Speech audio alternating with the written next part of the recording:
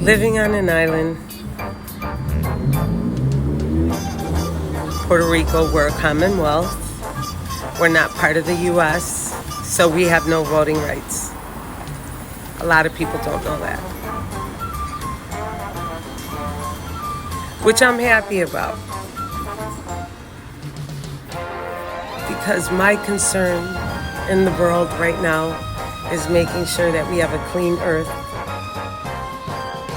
clean water, energy efficient, everything.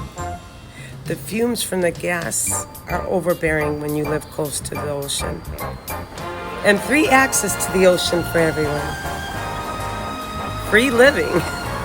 I'm growing fruits and vegetables in the back. And that's what I care about. You know what I mean? Check this out.